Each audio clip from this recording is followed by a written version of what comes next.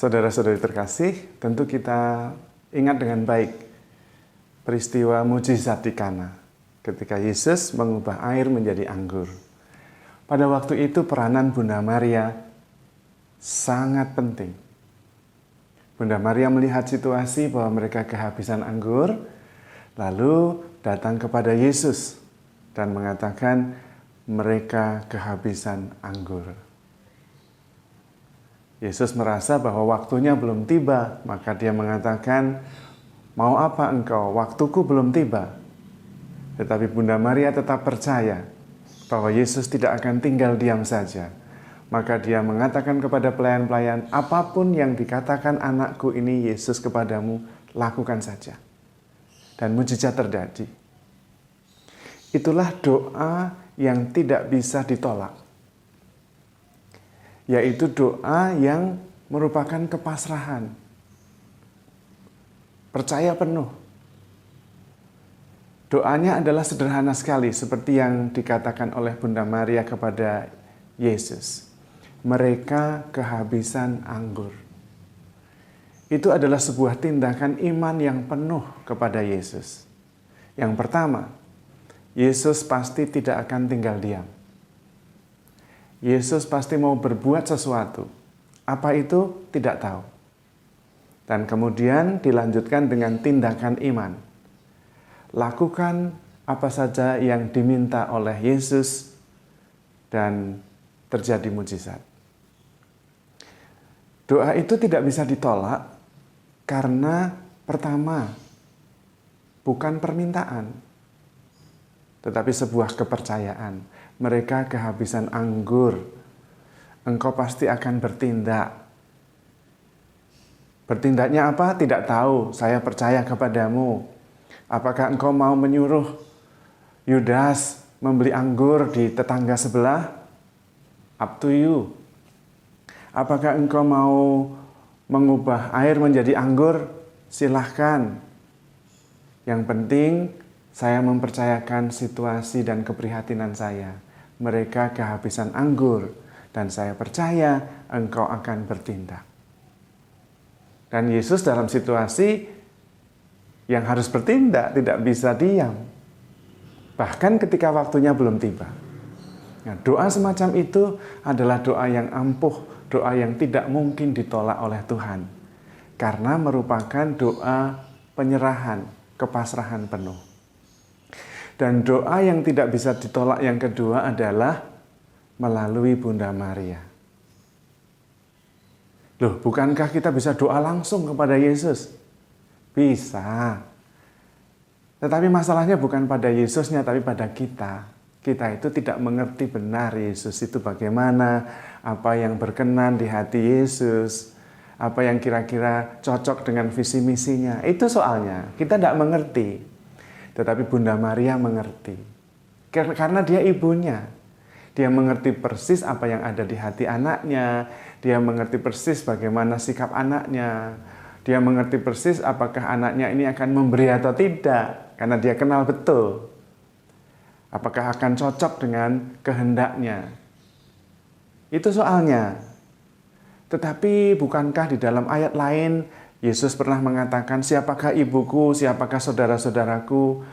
Ibu dan saudara-saudaraku adalah mereka yang mendengarkan sabda Tuhan dan melaksanakannya. Bukankah itu sebuah tanda penolakan Yesus kepada Maria? Bukankah itu tanda bahwa hubungan Yesus dengan Maria selesai? Dia sudah berkarya, mewartakan kerajaan Allah, tidak ada hubungan lagi dengan Bunda Maria. Tidak tepat. Justru pada saat itu, Yesus mengangkat Maria bukan hanya sebagai ibunya secara biologis, tetapi menjadi ibunya secara rohani. Ibu dan saudara-saudaraku adalah ia yang mendengarkan firman Tuhan dan tekun melaksanakannya. Siapa yang mendengarkan firman Tuhan dan tekun melaksanakannya? Dengan kualitas terbaik, dengan ketaatan yang paling taat. Ya Bunda Maria. Aku ini hamba Tuhan, terjadilah padaku menurut perkataanmu. Nah, sebetulnya itu adalah pujian kepada Bunda Maria sebagai orang yang paling berbahagia. Karena Bunda Maria lah yang mendengarkan firman Tuhan dan melaksanakannya. Karena itu, doa yang tidak bisa ditolak itu adalah doa lewat perantaraan Bunda Maria, dibantu oleh doa-doa Bunda Maria, dan berupa kepasrahan. Mereka kehabisan anggur. Nah, itu bisa diganti dengan rumus sederhana. Tuhan, tolong anak saya nakal sekali. Atau diganti, tolong suami saya nakal sekali. Oh, mungkin kalau suami enggak ya, anak aja lah ya. Anak saya nakal sekali. Itu kepasrahan dan bersama Bunda Maria. Tuhan pasti bertindak. Please silahkan. Engkau pasti mengerti dan engkau pasti bertindak, saya percaya.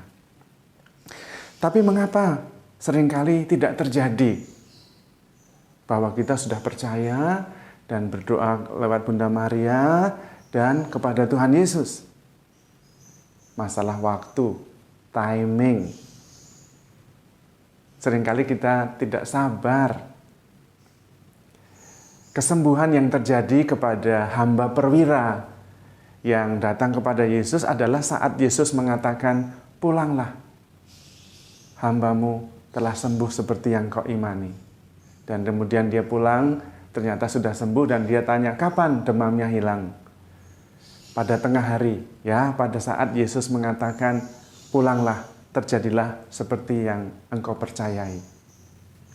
Pengabulan doa itu tergantung 3 hal. Iman kita, Yesus, dan kapan Yesus memberikan firman-Nya. Ada iman, tidak ada Yesus, tidak terjadi mujizat. Ada Yesus, tidak ada iman, tidak terjadi mujizat.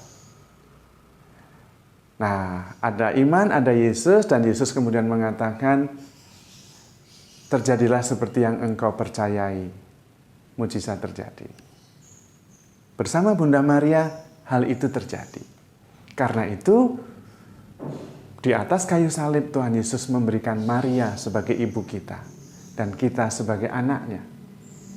Karena Bunda Maria akan selalu menghantar kita kepada Yesus. Menghantar doa-doa kita kepada anaknya. Dan Bunda Maria tahu persis isi hati anaknya. Keprihatinan-keprihatinnya, kehendak-kehendaknya. Maka doa kita apabila berkenan kepada Bunda Maria, dia akan mengantarnya kepada Yesus dan Yesus pasti akan bertindak. Maka kalau berdoa, kita contoh doanya Bunda Maria, yaitu doa kepasrahan. Mereka kehabisan anggur. Bisnis saya hancur, tolong. Pasti Tuhan bertindak, tidak akan diam saja. Rumah tangga saya di ujung tanduk. Bunda, tolong. Tuhan, tolong. Pasti Tuhan bertindak. Itu adalah doa yang tidak akan bisa ditolak oleh Tuhan. Karena merupakan doa kepasrahan. Dan kepercayaan bahwa Tuhan akan bertindak. Hanya memang kita harus sabar. Karena waktu Tuhan bukan waktu kita. Tetapi waktu Tuhan pasti yang terbaik. Tuhan memberkati.